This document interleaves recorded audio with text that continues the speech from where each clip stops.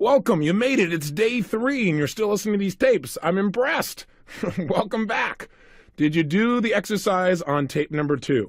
If you didn't, you know what to do. Shut this tape off and go do that exercise. And if you've already done it, let's just move on. What have we talked about so far on your first 2 days?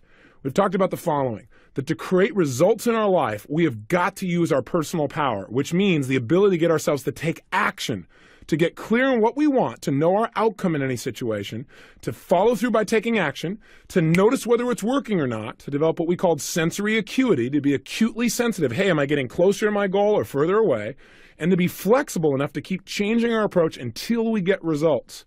Then on tape 2, we said, okay, if that's all it takes is to know what we want, to go for it 100%, to role model the most successful people, then if that's all it takes, how come everybody doesn't follow through?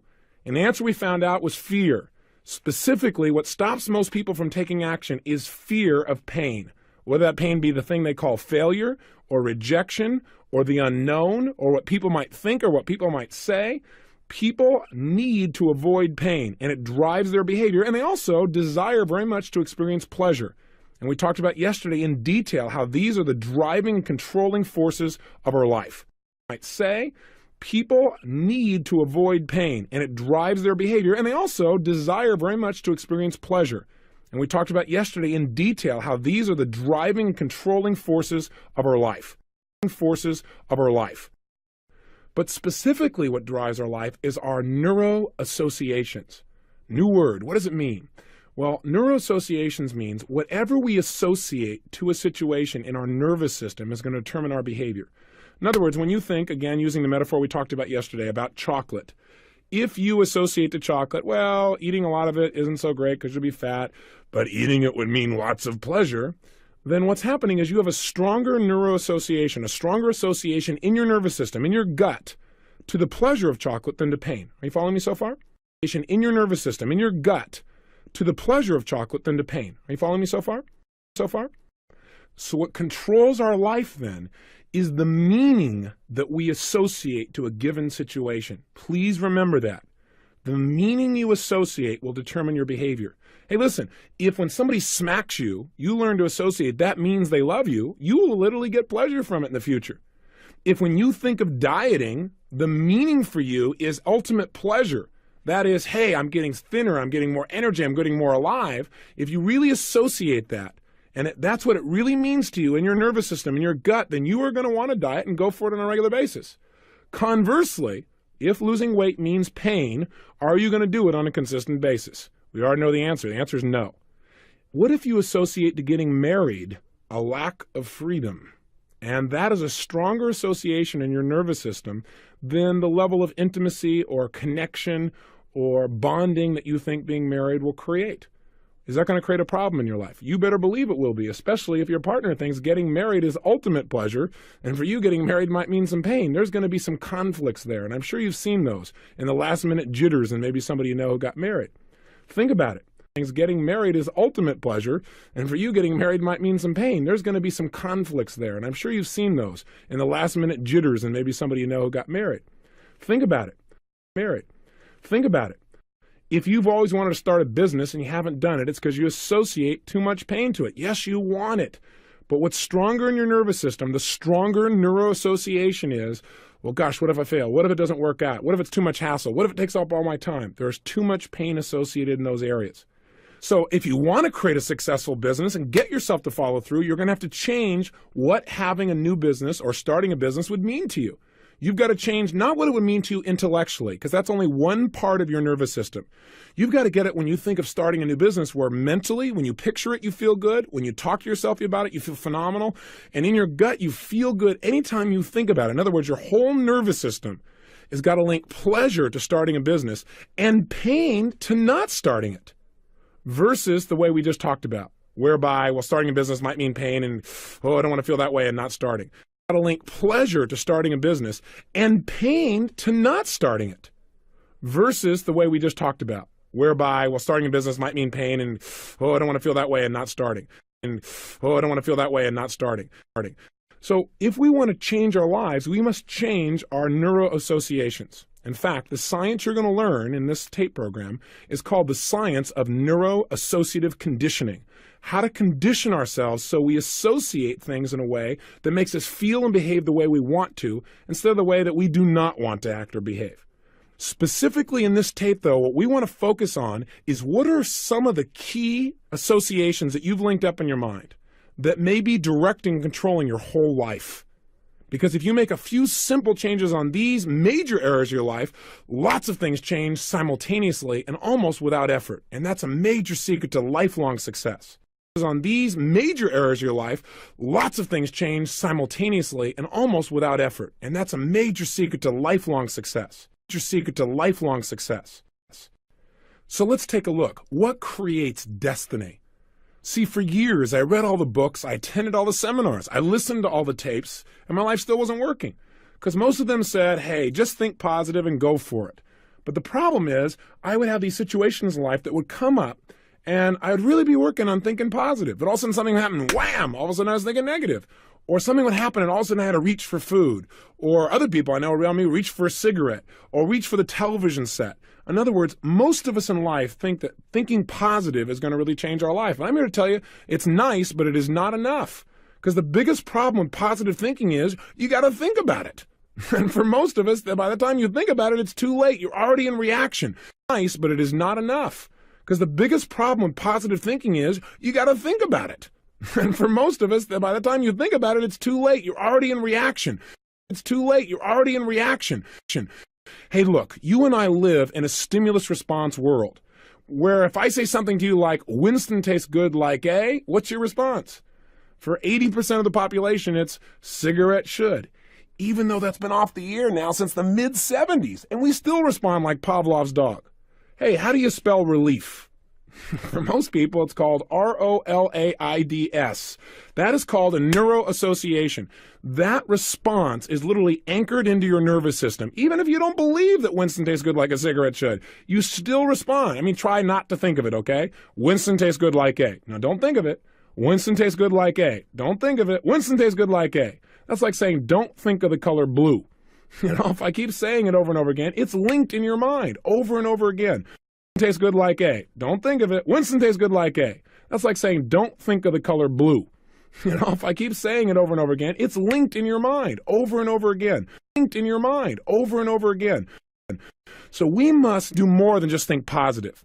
What we've got to do is change our conditioned responses to our environment. So if your conditioned response to losing weight is purely negative and immediately you think pain, that's not going to change until you change your conditioned feelings about it. Does that make sense? If doing your term paper is still totally negative in your nervous system, it isn't going to change until you condition yourself to feel differently. Every time it comes up, no matter how positive you are, you get positive for a moment, but where are you going to go back to? To the place your nervous system is linked to, which is doing my term paper equals pain. If being married to you is going to mean pain, and yet you want to get married because you also know it'll be pleasure, you've got to change those associations. Thinking positive is not enough. It's pain.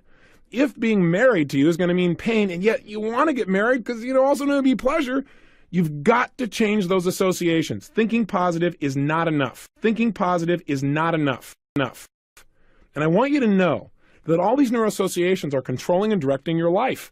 Because what they direct and control is your motivation level, what you're willing to do or not do. And you got to understand this, that every single action you take, as little as it may seem, has an effect on your life. Let me just say this to you. This tape for me is about studying destiny.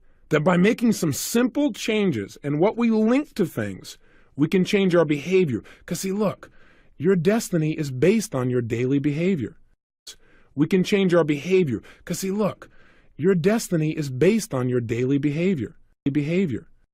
Listen, the ultimate results you want in your life start with what you do right now.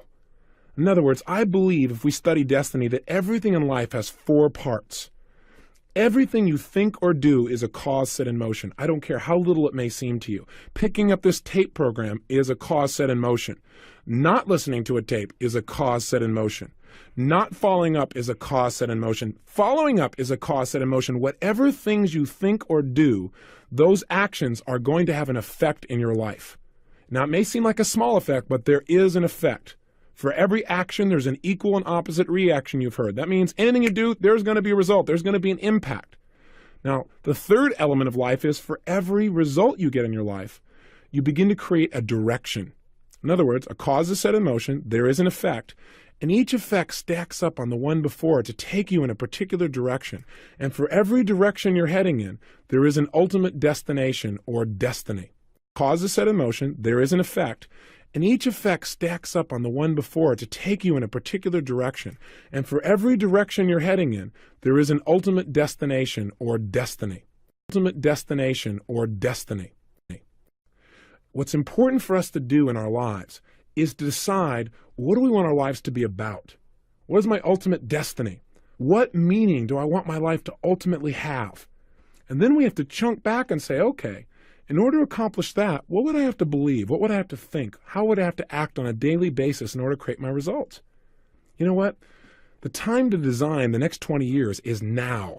Not 20 years from now when you come back and go, oh shoot, I wish I woulda or I shoulda. The key to our lives then is to be able to see that impact. I woulda or I shoulda. The key to our lives then is to be able to see that impact. And I got to tell you, growing up, I was very fortunate in that in my life, I've created somehow or took part in the creation somehow of some very powerful neuroassociations, and they have shaped me. And I want you to know in your life, there have been many experiences that are shaping you right now. We want to find out what they are, not so we go back and relive the past and go, oh my God, this happened to me, and if that wouldn't happen, just think where I'd be. That's a bunch of garbage. Remember, the past does not equal the future. But it's useful to take a look at what some of the associations are that you made in the past that right now you're allowing to control yourself. And the minute you notice them, the minute you're aware of these negative neuroassociations, you can change them. Awareness by itself is sometimes curative because your brain will go, that doesn't make any sense. Thinking that way about things is creating more pain than pleasure. And as soon as your brain gets that, it'll change literally that fast. Sometimes curative because your brain will go, that doesn't make any sense. Thinking that way about things is creating more pain than pleasure. And as soon as your brain gets that, it'll change literally that fast. It'll change literally that fast. So let's take a look. What are some things in life that if you just change the meaning you had to these things, it would literally change your destiny? Meaning it would change how you feel, how you behave daily, the kind of results you got in your life every day, the direction you're heading, and your ultimate destination. So let me share with you, if I may, a few examples in my own life, because I don't know you personally yet. I don't know your story. But maybe in sharing mine, you'll begin to make some linkages yourself. You'll be able to see some of the associations you've made that have empowered you and maybe some that have disempowered you. You'll be able to see some of the associations you've made that have empowered you and maybe some that have disempowered you. Somewhere along the line growing up, I made a very powerful association that has shaped my life. In fact, two of them. Number one, somewhere along the way, I linked up that learning, specifically learning ideas that could help me to change the way I felt and the way I behaved, and learning ideas that could help me to shape the way other people feel and behave, help them to literally change their lives, that was ultimate pleasure. I somehow linked in my head or associated learning how to change people's lives will mean ultimate pleasure for a lifetime, that nothing literally felt better than that. As a result, I read over 700 books in the area of human development. I listened to almost every tape program I could get my hands on. I went to lots of seminars, many of them lousy. But while I was going through the pain of the lousiness, meaning boredom during the time, what also pulled me through is I said, hey, if I just get one idea, it's going to be worth it, because one idea could make it all change. So I constantly had this driving, compelling pleasure for learning. And it's given me an insatiable appetite. Said, hey, if I just get one idea, it's going to be worth it, because one idea could make it all change. So I constantly had this driving, compelling pleasure for learning. And it's given me an insatiable appetite. In addition, somewhere along the line, I linked up that learning myself was not enough, that I had to share that with other people, and that if I could share it with people where it really made a difference, not where they just heard it, but where they really made a change that enhanced their life, that would make me feel better than virtually anything I could imagine, even better than learning. That's why I'm talking to you right now on this tape. It's why I came in here in this studio and sat in this dark room and talked to you. And even though I can't see your face, I want to, but I can't. But it's worth it because I absolutely know that if you'll do this for 30 days, you're going to see measurable progress in many areas of your life, not just one. That juices me. It has literally changed my destiny. you're going to see measurable progress in many areas of your life, not just one. That juices me. It has literally changed my destiny. Changed my destiny. Now, let's look at the opposite. I'll give you a personal example. A young man was sent to me for a private consultation, and he was from Hawaii, and his family sent him with a rather large document, approximately 15 pages from the school psychologist saying why this student could not learn effectively. And one of the reasons was this young man was dyslexic, which means he reverses letters when he reads something, for example. And first of all, this young man comes into my home, and he's rather excited, to say the least. He's feeling pretty good. Sits down, and all of a sudden he hands me this document, and I see him immediately start to feel a thing called pain. Like, here we go again. I read the document from beginning to end and just kind of mumble a little bit. And I watch this young man's response. What the document basically tells me is that all the people around this young man have decided that he can't learn anything, that he doesn't have the aptitude. Garbage. Unless there's something physically wrong with your nervous system, you can learn anything. It's just a matter of strategy and desire. The problem is this kid linked learning in school to being painful. Why? Because he's more of a kinesthetic kind of kid. What does that mean? It means he's one of those more quiet, more relaxed. He's more associated to his body than pictures. He doesn't talk as fast as I'm talking to you right now. He processes things more slowly. In school to being painful. Why? Because he's more of a kinesthetic kind of kid. What does that mean? It means he's one of those more quiet, more relaxed. He's more associated to his body than pictures. He doesn't talk as fast as I'm talking to you right now. He processes things more slowly. Right now. He processes things more slowly. So I read through this whole thing, took one good look at it, looked up at the boy, took the piece of the paper, tore it into shreds, and said, "This is garbage." Well, that kind of changed his state. He started laughing and smiling. I said, "These people, they're very nice people, but they just don't understand you. I can take one look at you, and I can tell that you're really good at a lot of things. I bet you're really good in sports." I said, "Are you good at a particular sport?" He said, "Yeah, I'm really good at surfing." And the minute he started talking about surfing, you should have seen him. He started to feel good, pleasure, because he knows he's good at that. Well, while he's thinking of surfing, guess what I do? I start talking about learning, surfing, learning, feeling good surfing, learning, feeling good surfing, learning. While he's thinking of surfing, guess what I do? I start talking about learning, surfing, learning, feeling good surfing, learning, feeling good surfing, learning, feeling good surfing, learning. That's how you create a new association.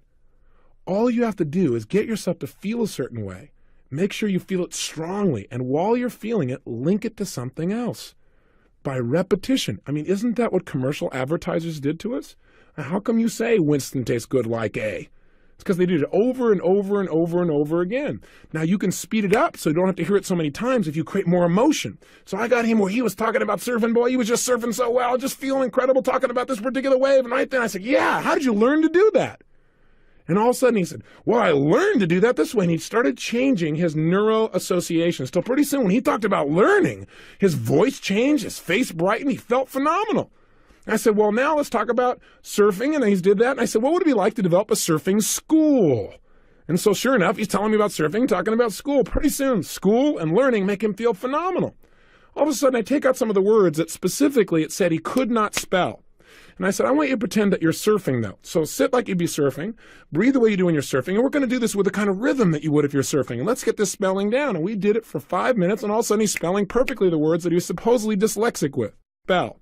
And I said, "I want you to pretend that you're surfing, though. So sit like you'd be surfing, breathe the way you do when you're surfing, and we're going to do this with the kind of rhythm that you would if you're surfing. And let's get this spelling down." And we did it for 5 minutes, and all of a sudden he's spelling perfectly the words that he was supposedly dyslexic with. Spelling perfectly the words that he was supposedly dyslexic with. In other words, he had an emotional block before. All I did was change his association to learning. Now, this kid was getting D's and F's. He went back and got C's, B's, and A's, just with one little 45-minute session of changing his neuroassociations. How will that change his destiny ultimately? I don't know, but I can guarantee you one thing. It's affecting him right now. And what he's doing right now is a cause set in motion. Won't you agree? There are effects that are measurable right now in his schooling and how he feels about himself and his self-image. And it affects more than just surfing. It's affecting his own idea of who he is and what he's capable of. And as that happens, it's taking him in a whole new direction and ultimately a different destiny. Affecting his own idea of who he is and what he's capable of. And as that happens, it's taking him in a whole new direction and ultimately a different destiny. Ultimately a different destiny. I want you to know as you're listening to these tapes, not only are you learning how to take control of your own life, but one of my outcomes, obviously, is for you to learn to help other people to make changes as well. Family members, friends, people you care about, business associates, I don't care who. But see, once you learn how to take control of your own life out of your energy and power and enthusiasm, you won't be able to help but go work with other people and help them to change. You'll see them not doing something, you pull them aside and say, look, the only reason you're not doing this is because you've linked too much pain to it. But let me ask you a question. If you don't do it, how painful will it be? Right? And you get them to use some of the motivation we talked about yesterday, and you'll be able to come in and say, look, let's just change what you link to this. And you're going to have a whole series of ways of doing this by the time this program is over. You're going to get good at this stuff. And you'll be able to come in and say, look, let's just change what you link to this. And you're going to have a whole series of ways of doing this by the time this program is over. You're going to get good at this stuff. You're going to get good at this stuff. Let's take another area of neuroassociations. What do you associate to giving? What does giving mean to you? And what does it mean to give of yourself, to give of your time, to give of your money? Your beliefs or associations to giving are going to control your destiny. I know for years, for me, my whole idea of giving was give everything I got. That's the bottom line. Be a giver, giver, giver, giver, never receive anything. And that frame of reference made me feel like I was going to have pleasure in my life because I figured, hey, somewhere in my mind I linked up, if I give, then people are going to love me. They're going to like me. That's going to mean pleasure. So even though in the moment it may feel painful to give, ultimately it'll be more pleasurable than painful. Are you following me? So what's the problem with that? Well, the problem is it made me this person who was a martyr. Or I gave, and would not allow anybody to give me back, which also means I was cheating them out of the opportunity of having the pleasure of giving to me. This person was a martyr. Or I gave, and would not allow anybody to give me back, which also means I was cheating them out of the opportunity of having the pleasure of giving to me. Having the pleasure of giving to me. Now, how does this relate? Well, I hope to stimulate you to take a look at your associations around giving. Because if you're a parent, you really have a chance to shape the destiny of these people you call your children. For example, I have 4 kids. And I remember when my youngest child, Jarek, was around 4.5, maybe 5 years old, one of the things that was really important to me was that he learned, number one, to love school. Because I noticed he went to school a few days and he didn't like it too much. Well, I wanted to make sure that for him, learning was compelling because I knew it would change his destiny, as it did for me or anybody else that I've met who learned to love school. It really helps you to learn and grow when you love it and you love the environment. And 2, I wanted to make sure that this child was not selfish, but was a giver, but also was balanced, unlike I was. So what I try to do is get him linked up. So, for example, recently his grandmother came by, and for no particular reason, she just showed up with all these balloons to surprise my son, Jarek. Boy, he was jazzed. He had all this pleasure. He felt loved and excited. And of course, my mom, his grandma, got all kinds of pleasure by doing this, right? She was linked up. She saw him turn on and get excited. He gave her this big hug. And so what I said to him, I said, okay, after he'd had him for a while, I said, let me ask you a question. How do you think right now you could create even more fun, have even more happiness right now? Now, this child's, 4.5 years old. So I don't know. I said, well, let me ask you a question. You could keep all these balloons, or you could take some of these balloons, or maybe even all these balloons, and we could go over here to this place, and you could give them to them. You could give these balloons to these old folks in this old folks' home. What do you think? He's thought for a little while. I said, or you can just keep them all just for you, right? And gave him this little tonality, let him know I didn't approve 1,000%, right? What do you think? He's thought for a little while. I said, or you can just keep them all just for you, right? And gave him this little tonality, let him know I didn't approve 1,000%, right? 1,000%, right? And so sure enough, we went over to the old folks' home, and sure enough, he got this incredible set of new neuroassociations. Here's this kid who's 4.5, walking in for no reason with all these balloons, walking up to these people. It's not a holiday. It's nothing. There's no special reason. And he goes up and he hands them to them. You can imagine the amount of pleasure he got. All these people say, oh, God, you're the most adorable kid in the world. Oh, you're so incredible. God, you came and saw us. All these hugs. I mean, he got so much pleasure attached to giving. It's a joke. With that kind of association, now what he does in his life is he looks for places to give. What will that do to his destiny? Well, that's a cause, set, and emotion. The effect is he'll be focused on giving instead of taking, which means in most relationships, people are going to appreciate him, I would hallucinate, more than somebody they think is trying to get something out of them. In addition, what direction does that take him? What ultimate destiny? I believe one that'll shape his life for the positive, more than somebody they think is trying to get something out of them. In addition, what direction does that take him? What ultimate destiny? I believe one that'll shape his life for the positive. It'll shape his life for the positive. Let's take a look at some that maybe have affected you as well. How about the area of health? What are some of the neuroassociations you have there that may affect you negatively? See, what do you associate, for example, to drugs? If you're the kind of person who made an investment in this kind of a program, it's highly unlikely you have got major addictions. Possible, but unlikely. But if somebody does take drugs, why do they do it? But unlikely. But if somebody does take drugs, why do they do it? They do it. And for example, cocaine. Cocaine is a $100 billion a year product, the #1 selling product in America. How come they're so effective? Is it because they have such great salespeople? I doubt it. The bottom line is cocaine does something that virtually everybody wants. It immediately eliminates pain and creates instant what? Pleasure. Think about that. That's what drives human behavior. And by the way, now they've made it dirt cheap, and we wonder why we have an epidemic on our hands. Now, there's a question. How come everyone isn't on cocaine if it does the two things human beings want? Because some people link up in their mind, doing cocaine means ultimate pain. Pain of being out of control. Because some people link up in their mind, doing cocaine means ultimate pain. Pain of being out of control. Pain of being out of control. I would never take cocaine in a billion years. Why? Because cocaine to me means being out of control, not having the freedom to really make my life the way I want it to be, being addicted, which to me is like the most disgusting emotion I can imagine, being in a situation where I'm doing something unlawful, doing something that I've got to do behind somebody's back. I mean, everything I can imagine that's filthy or dirty in terms of pictures or images or feelings, I would associate to that process. Being broke, wasting my money, I associate to it as well. So I wouldn't do it. But somebody who does clearly links pleasure to the process. Wasting my money, I associate to it as well. So I wouldn't do it. But somebody who does clearly links pleasure to the process. Why do I have those associations? Did they just grow up out of the ground? No. When I was in grade school, I had the good fortune of watching some films. And in those films, they showed people that were drug addicted on heroin and LSD. And it was during the 60s. And I got associations that were so disgusting and so scary and so fearful that those sensations, I don't even remember the pictures or anything else anymore. All I know is in my gut, in my nervous system, I created ultimate pain to using drugs. I never have. It was in my gut, in my nervous system, I created ultimate pain to using drugs. I never have. What about alcohol?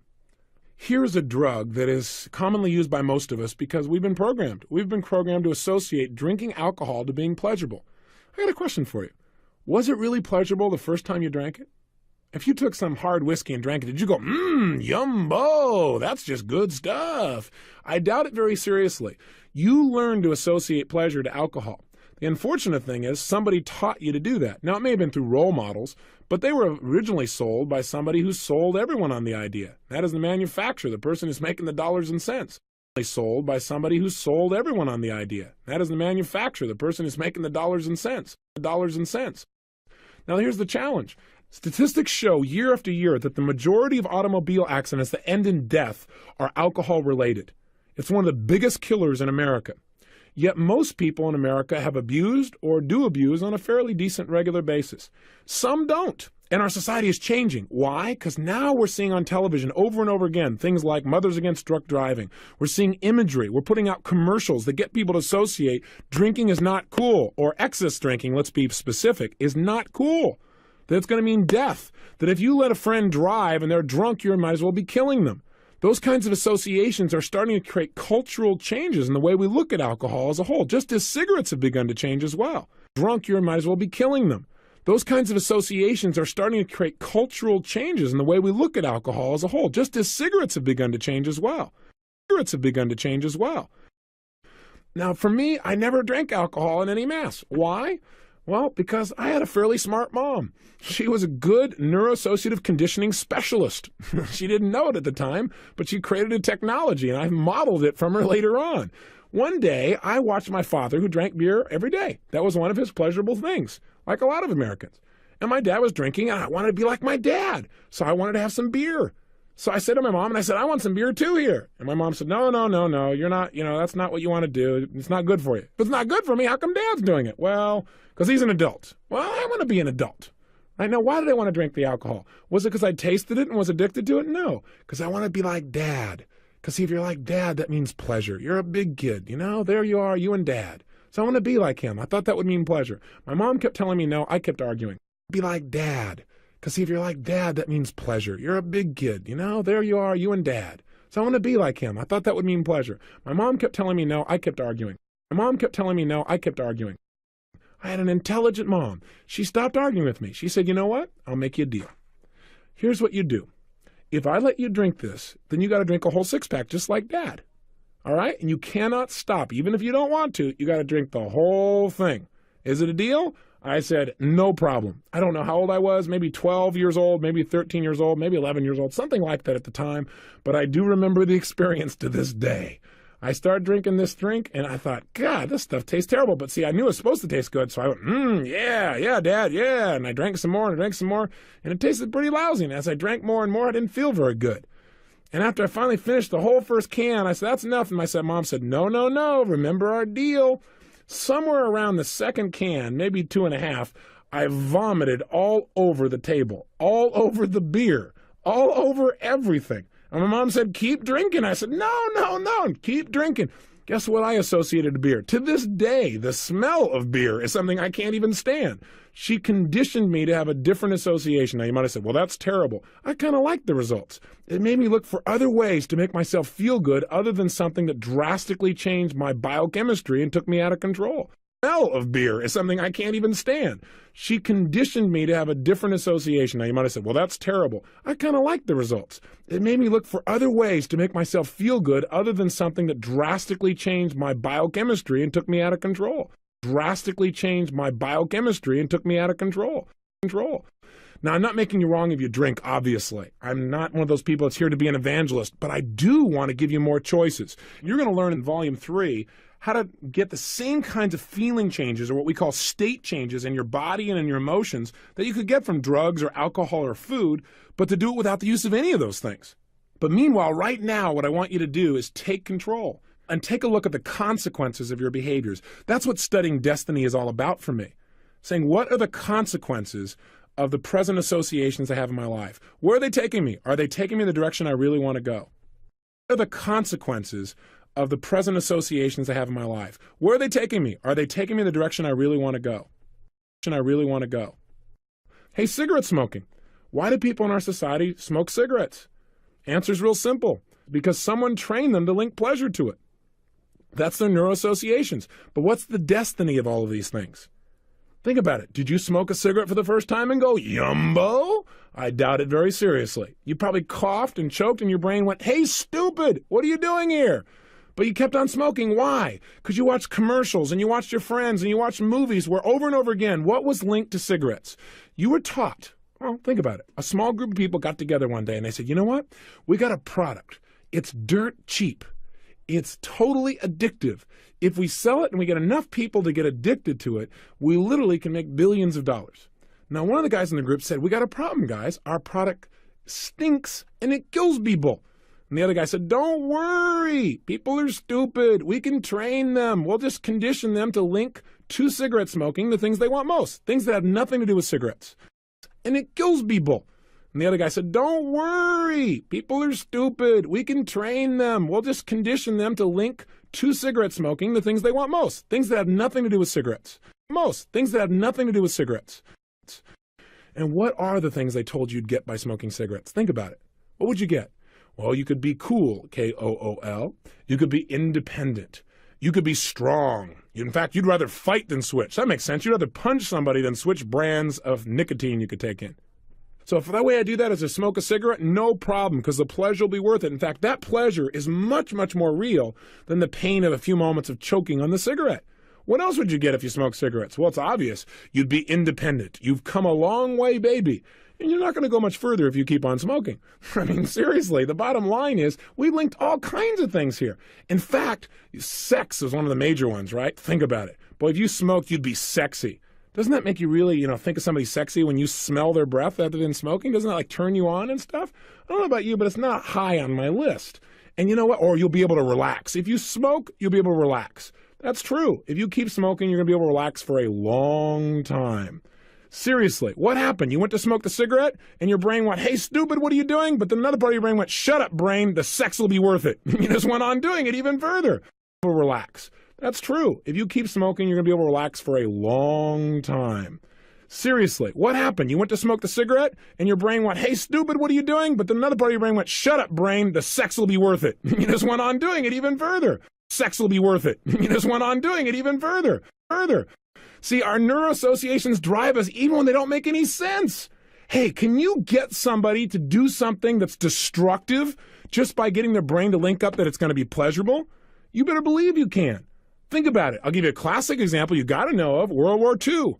The Japanese developed this group of people called kamikaze pilots, got people to go kill themselves.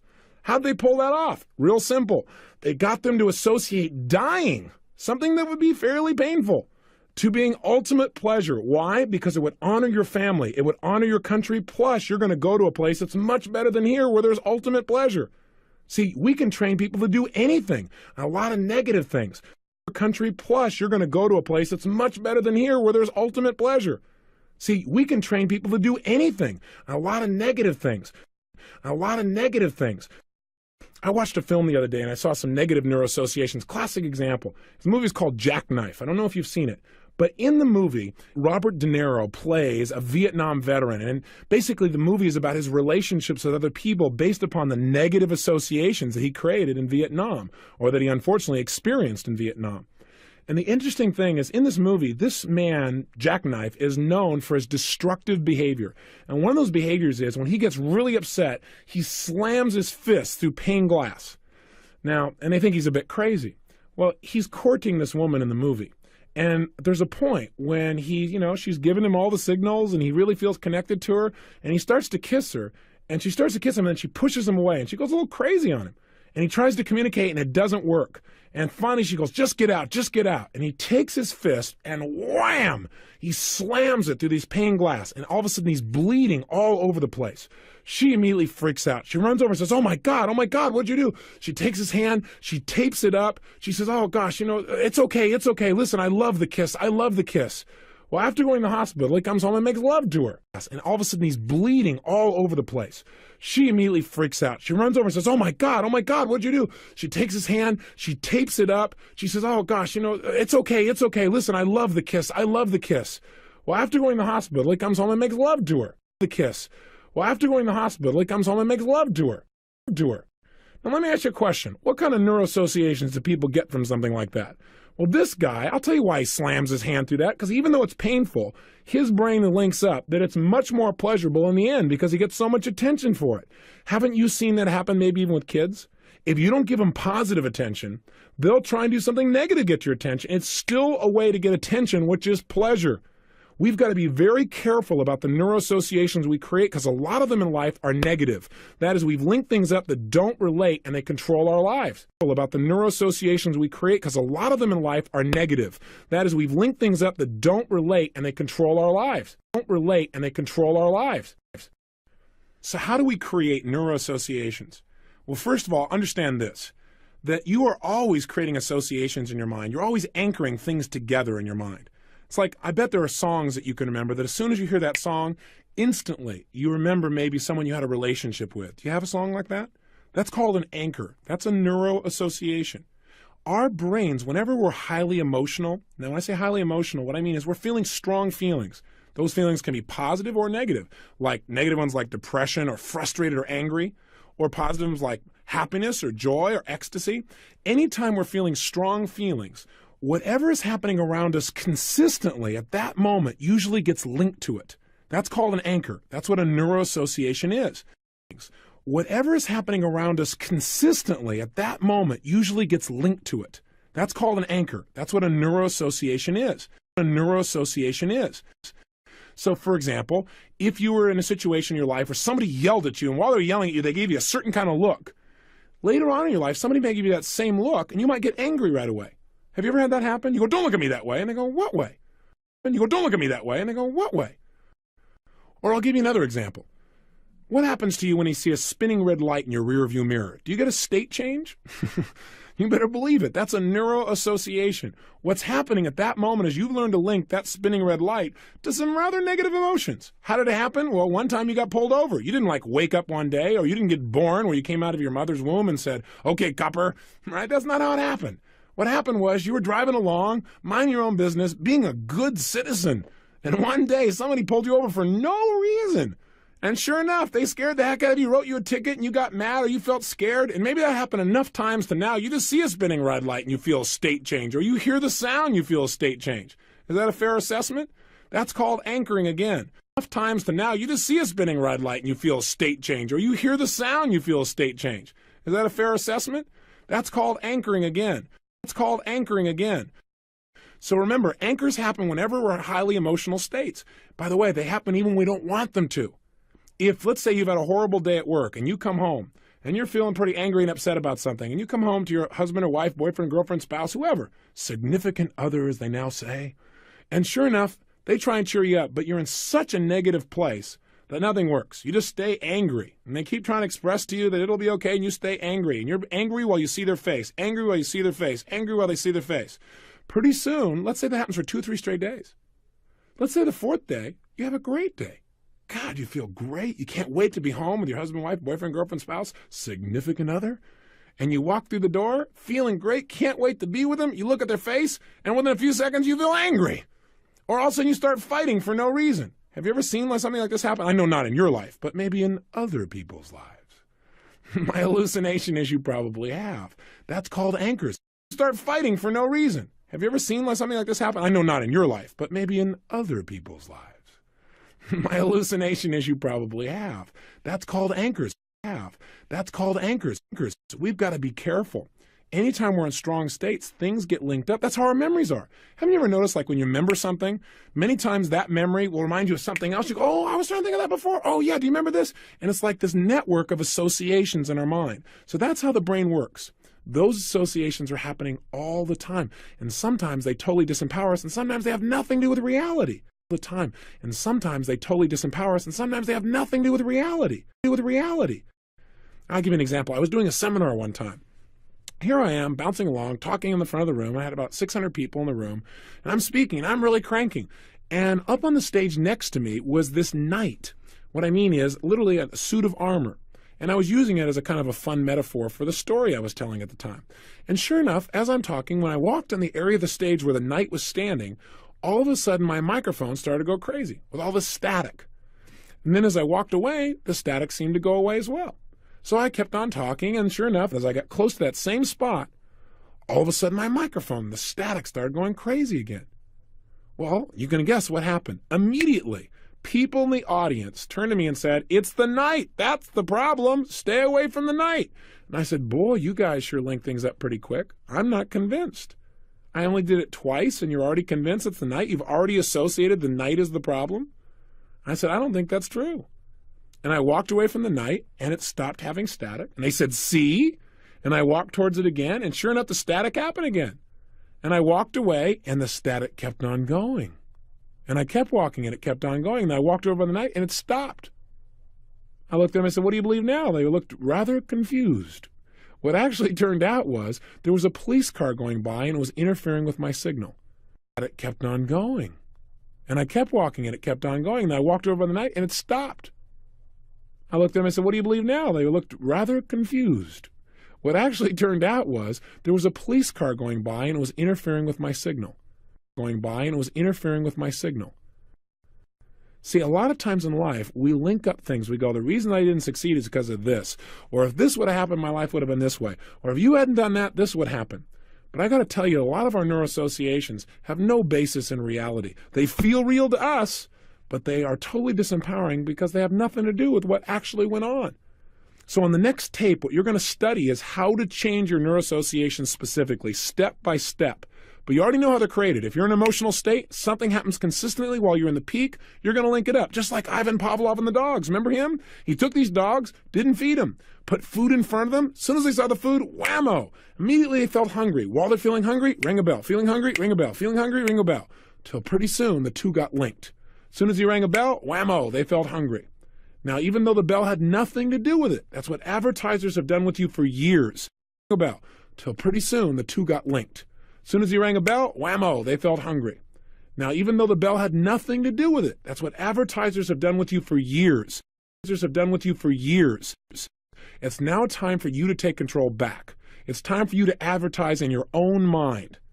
So if you want to change the direction of your life, your ultimate destiny, and how you feel now, you got to change these associations. Feel now. You got to change these associations. Take a look at the most successful people around you and see how one or two simple associations change their entire life. Look at Mother Teresa. Who is this woman? She is a woman who is about totally giving. Why? Because years ago, she linked up in her head that there's going to be massive pain in the world unless she did something on a massive scale to help people. She also linked that if she could help people, it mean ultimate pleasure, and it's controlled her entire destiny. Bruce Springsteen years ago linked rock and roll was the way to have ultimate pleasure and the way to avoid pain. Hey, take a look. Michael Jackson, growing up, was not allowed not to practice. Not to practice meant ultimate pain. His family, you didn't go out until you'd done your practice, till you'd gotten your singing, your dancing up to speed. And because of that discipline of his need to avoid pain, simultaneously he got good. And people noticed that. And he gave him all this attention, all this appreciation. And what it created for him was ultimate pleasure. And it's pulled him into a direction in his life that's created ultimate excellence in his particular area of expertise. Good. And people noticed that. And he gave him all this attention, all this appreciation. And what it created for him was ultimate pleasure. And it's pulled him into a direction in his life that's created ultimate excellence in his particular area of expertise. Excellence in his particular area of expertise. Hey, Steven Spielberg, take a look. If you want to understand why people are successful, just look at their neuroassociations. That'll tell you what's driven their life and their destiny. Steven Spielberg, one of the great movie makers, I think, out there, in that he really entertains his audiences in a very powerful and fun way, from little kids to people at the most mature of ages. How does he pull it off to affect that many different people? Because he's a genius, obviously. Well, how did he become a genius? Hey, genius is nothing but focusing your action in a consistent way to get a result that you're committed to. If you do that every single day, and every day you strive to be better, and every day you make more distinctions, you'll become what other people call a genius. That's called power. And why has he done that, though? Why has he spent all of these years focusing on how to change people's states? Because years and years ago, he found out he could have ultimate pleasure by scaring the heck out of his sisters. And finally, he thought, God, I could do it and make movies and I don't even have to be there and I can scare people. That became a driving force, was to change people's states and create those feeling shifts in people, and he loved it. And that drove him. It drove him to go further and further and further. Now, those aren't the only neuroassociations, but those are some of them. Be there and I can scare people. That became a driving force, was to change people's states and create those feeling shifts in people, and he loved it. And that drove him. It drove him to go further and further and further. Now, those aren't the only neuroassociations, but those are some of them. Now, those aren't the only neuroassociations, but those are some of them. So I got a question for you. What would be the ultimate neuroassociations that you would need in order to create your life the way you're committed to having it be? In order for you to create the destiny that you really want? What would be your associations that you would create or link to things like learning, growing, giving, money, challenging yourself, taking risks, relationships, commitment, power? What are some of the negative neuroassociations that may be holding you back, and what are some of the empowering ones you need? Let's do an exercise with that right now, and then tomorrow we're going to show you exactly step by step how to use neuroassociative conditioning. But right now, let's at least get aware of them and make some changes. Tomorrow we're going to show you exactly step by step how to use neuroassociative conditioning. But right now, let's at least get aware of them and make some changes. So here's your assignment for today. Right now, pull out your success journal, and I want you to write down 3 neuroassociations that you made in the past that have shaped your destiny for the positive, and 3 neuroassociations that you created in the past that are limiting your life even today. Now, for example, I told you that for me, empowering associations were things like linking alcohol to pain. For me, because I felt that empowered me. I didn't ever have to use alcohol, and I've had more energy in my life and more physical health. I told you that linking up learning and giving as pleasurable experiences have really shaped my destiny. Physical health. I told you that linking up learning and giving as pleasurable experiences have really shaped my destiny. A third one I didn't mention is public speaking. A lot of people, public speaking is the most painful thing they can imagine. In fact, on large numbers of fear lists where people have been interviewed, public speaking is something people are as afraid of as much as death, sometimes more. But for me, I linked up ultimate pleasure. That's the only reason I get to talk to you right now. Because communicating in public or with a large number of people, to me, is pleasurable. It means impact. It means making a difference. It means all those things. Those would be 3 empowering ones. To me, is pleasurable. It means impact. It means making a difference. It means all those things. Those would be 3 empowering ones. I told you earlier what some of my negative ones were. Making a lot of money, I linked up to pain. So I didn't have any. I'd make so much money and then I sabotage myself. So I thought making money, yeah, certain amounts okay, but too much money, oh boy, then it's not fair because other people don't have as much as you do. I had all those negative associations. I linked up associations like eating lots of food means pleasure, or eating lots of food means love, and I gained 38 pounds as a result of it.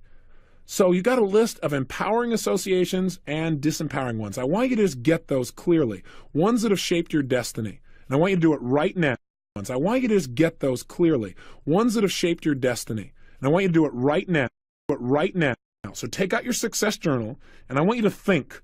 And don't come up with the only ones. Just come up with at least 3. What are 3 associations you've made in your life that have altered your destiny for the positive, that have shaped you as a person? And what are 3 neuroassociations that are disempowering you now? Just identify them. That are disempowering you now. Just identify them. Now, by the way, if you wanted to get rid of them, all you have to do is link enough pain to keeping them and pleasure to changing them, and your brain will find a way. But we'll give you a step beyond that. On the next tape, we're going to study how to use the science of neuroassociative conditioning. Pull out your success journal. Go for it now. I'll see you tomorrow. Live with passion.